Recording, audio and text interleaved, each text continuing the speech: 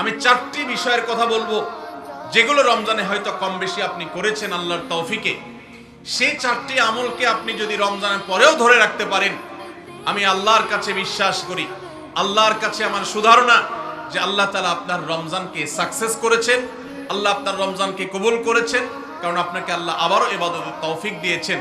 আর সেই 4টি কাজের প্রথম কাজ হলো, আমরা অনেকেই আলহামদুলিল্লাহ সারা বছর নামাজ নিয়ে অবহেলা কম বেশি করলেও রমজান মাসের সম্মানে, তাকওয়ার মাস হিসাবে, কোরআন নাজিলের মাস হিসাবে, শ্রেষ্ঠ মাস হিসাবে, ইবাদতের মৌসুম হিসাবে রমজানে অনেকেই পুরুষরা 5 ওয়াক্ত নামাজ মসজিদে গিয়ে পড়ার চেষ্টাটা করেছে।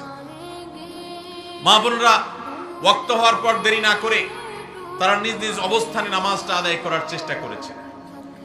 রমজানের পরে এই 5 ওয়াক্ত নামাজ যেটা রমজান মাসে আপনি সঠিকভাবে করেছেন, এই নামাজটা যদি আপনি ধরে রাখেন, 5 ওয়াক্ত নামাজ কি শুধু রমজানের ইবাদত না রমজানের পরেরও ইবাদত? কি বলেন?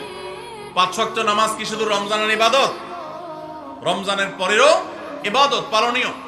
অতএব 5 ওয়াক্ত নামাজ যদি আপনি রমজানের পরে ধরে রাখতে পারেন, আপনার জান জীবন যেতে পারে, অনেক লস হয়ে যেতে পারে, কিন্তু ওয়াক্ত চলে যাবে আর আপনি নামাজ পড়বেন না। ইমানদারের দ্বারা এটা কল্পনা করা যায় না। কোন মুসলমানের জন্য এটা কল্পনা করা যায় না যে তিনি নামাজের ওয়াক্ত চলে যাবেন আর অবলীলায় তিনি অন্য কোনো কাজে ব্যস্ত থাকবেন, অসম্ভব। এর সাথে ইমানের সাংঘর্ষিকতা এই লেভেলের যে ওমর ইবনুল খাত্তাব রাদিয়াল্লাহু তাআলা বলেছেন, লা হাজ্জা ফিল ইসলাম লিমান তারাকাস সালাহ।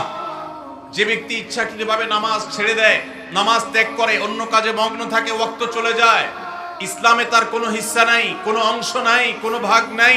সে নিজেকে মুসলিম দাবি করবার কোনো নৈতিক অধিকার নাই যে নামাজ ইচ্ছাকৃত পড়ে না, ত্যাগ করে।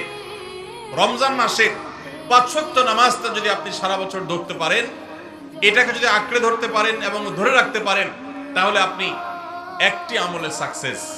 নাম্বার 2, রমজান মাসে আমরা অনেকেই আল্লাহর দেয়া তৌফিকে গুনাহ এবং পাপাচারের কাছ থেকে বেঁচে থাকার চেষ্টা করেছি। চোখের জিনা, কানের গুনাহ, হাত দ্বারা কৃত অপরাধ, নানাবিধ অপরাধ থেকে আমরা বেঁচে থাকার চেষ্টা করেছি। আল্লাহ তৌফিক দিয়েছেন। কেন? কারণ রমজান মাস তাকওয়ার মাস, গুনাহ ছাড়ার মাস, সেজন্য আমরা গুনাহ ছাড়ার চেষ্টা করেছি। এই যে রমজান মাসে আমরা পাপাচারের কাজ বর্জন করে থাকার চেষ্টা করেছি, রমজানের পরেও যদি এই চেষ্টাটাকে অব্যাহত রাখতে পারি, এটাকে যদি আমরা ধরে রাখতে পারি, ইনশাআল্লাহ আমার রমজান সাধনা সার্থক হয়েছে, আমার রমজান ইবাদত কবুল হয়েছে আল্লাহর কাছে। এটা বুঝার সবচেয়ে বড় আলামত হলো রমজানের পরেও আপনি আমল ইবাদতের পাশাপাশি গুনাহগুলো থেকে বেঁচে থাকার চেষ্টা করছেন। আপনি কোনো পাপের কাজ করতে যাচ্ছেন, মোবাইলে কোনো হারাম ভিডিও দেখতে যাচ্ছেন, হারাম কোনো বিষয় আপনি লিপ্ত হতে যাচ্ছেন, সাথে সাথে আপনার যদি আল্লাহর কথা স্মরণ হয় আর আপনি ওই হারাম থেকে নিজেকে বাঁচিয়ে রাখতে পারেন, তাহলে আপনার রমজান সাধনা সার্থক। আপনি আর কিছু না পারেন, রমজানের এই 2টি কাজ, প্রথমত 5 ওয়াক্ত নামাজ, দ্বিতীয়ত হলো যেই কোনো পাপাচার থেকে বেঁচে থাকা, এই 2টা যদি করতে পারেন তাহলে অনেকাংশেই আপনার রমজান সফল এবং সার্থক ইনশাআল্লাহ। প্রিয় ভাইরা আমার, আল্লাহ যেখানে বলেই দিয়েছেন ইন্নামা ইয়াতাকাব্বালুল্লাহু মিনাল মুত্তাকিন, আল্লাহ শুধু মুত্তাকিদেরটাই কবুল করেন। মুত্তাকি না হয়ে আল্লাহর কাছে কিছু উপস্থাপন করলে, পেশ করলে, দান দক্ষিণা করলে, কুরবানি করলে, নেক আমল করলে আল্লাহ সেটা কবুল করেন না, মুত্তাকিদেরটাই কবুল করেন। অতএব আপনি মুত্তাকি কিনা তার পরিচয় হবে, তার প্রমাণ হবে আপনি পাপাচার থেকে বাঁচার জন্য সংগ্রাম করছেন কিনা। আপনি যদি গুনাহ থেকে বাঁচার জন্য সংগ্রাম করেন, চেষ্টা করেন, সাধনা করেন, পরিশ্রম করেন, নিয়ত করেন, ইচ্ছা করেন এবং এর জন্য আপনি পদক্ষেপ গ্রহণ করেন, তাহলে তার মানে হলো আপনি মুত্তাকি। যত বেশি গুনাহ থেকে বাঁচার চেষ্টা করতে পেরেছেন তত বড় মাপের মুত্তাকি, আর যত বড় মাপের মুত্তাকি রমজানের ইবাদত তত বেশি আল্লাহর কাছে কবুল হয়েছে, সেই ধারণা আল্লাহর কাছে আমরা পোষণ করতে পারি ইনশাআল্লাহ। প্রিয় ভাইরা আমার, একজন সাহাবী নবী করিম সাল্লাল্লাহু আলাইহি সাল্লামকে জিজ্ঞাসা করেছেন, হে আল্লাহর রাসূল, কিভাবে আমি সবচেয়ে বড় ইবাদত গুজার হব, সবচেয়ে বড় আমলকারী কিভাবে হতে পারি? আমাদের কাছে বহু মানুষ কাগজ লিখে পাঠান, চিরকুট লিখে দেন, যে হুজুর কোন আমলটা করলে বেশি সওয়াব হবে, আল্লাহ বেশি সন্তুষ্ট হবেন, আল্লাহর ইবাদত বেশি হবে কোন আমলটা করলে। প্রিয় ভাইরা আমার, নবী করিম সাল্লাল্লাহু আলাইহি সাল্লাম বলেছেন, ইত্তাকিল মাহারিমা তাকুন আবাদান নাস। তুমি হারাম কাজ থেকে বেঁচে থাকো, অবৈধ কাজ থেকে নিজেকে বিরত রাখো, গুনাহের ধারে কাছেও যেও না, পাপাচারের পথ মারিও না। তুমি সবচেয়ে বড় ইবাদত গুজার হবে, সবচেয়ে বড় নেক আমল হতে পারবে। অনেক বেশি নফল রোজা রাখে, অনেক বেশি দোয়া দুরূদ পড়ে, অনেক বেশি কোরআন তেলাওয়াত করে, অনেক বেশি নফল দান সাদেকা করে, অনেক বেশি নফল কাজ করে, এই লোক আল্লাহর খাতা বড় ইবাদত গুজার নয়। আমাদের স্মৃতিতে ইবাদত গুজার বলতে ভেসে ওঠে সারাক্ষণ নামাজেরই ব্রত থাকা মানুষের কথা। আমাদের স্মৃতিতে ভেসে ওঠে ইবাদত গুজার মানে হলো ঘন ঘন নফল রোজা রাখা ব্যক্তির ছবি। আমাদের স্মৃতিতে ইবাদত গুজার বলতে ভেসে ওঠে যে ব্যক্তি অনেক বেশি নফল আমল, জিকির, আজকার ইত্যাদিতে মাশগুল থাকে। অথচ নবীজি বলছেন, ইত্তাকিল মাহারিমা তাকুন আবাদান নাস। তুমি হারাম কাজ থেকে বেঁচে থাকো, সবচেয়ে বড় ইবাদত গুজার হতে পারবে, সবচেয়ে বড় নেক আমল হতে পারবে যদি তুমি হারাম কাজ থেকে বেঁচে থাকতে পারো। ভাইরা আমার, আপনি যদি আপনার এই দুই ঠোঁট দিয়ে কোনো কটু কথা, অশ্লীল কথা, গালিগালাজ এটা আপনার মুখ দিয়ে যদি বের না হয়, রমজানের আগে হতো, রমজান মাসে আপনি তওবা করেছেন, রমজানের পরেও এই সংগ্রামে আপনি জিতে আছেন, টিকে আছেন, আপনার মুখ দিয়ে কোনো অন্যায় হয় না, তার মানে হলো আপনি মুত্তাকিদের কাতারে শামিল হতে পেরেছেন, আপনি গুনাহ থেকে বাঁচতে পেরেছেন।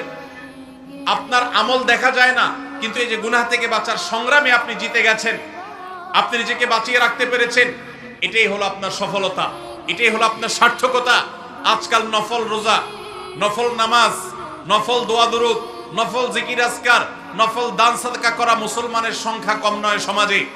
যেই মুসলমানের অভাব সেটা হলো গুনাহমুক্ত জীবন গঠন করা মুসলমানের অভাব, মুত্তাকি মানুষের অভাব, গুনাহমুক্ত মানুষের অভাব। গুনাহমুক্ত মানুষ পাওয়া যায় না। ভাইরা আমার, আমাদের চেষ্টা করতে হবে আমার হাত এবং মুখ দ্বারা কারো অধিকার খর্ব হবে না, কারোর কষ্ট হবে না।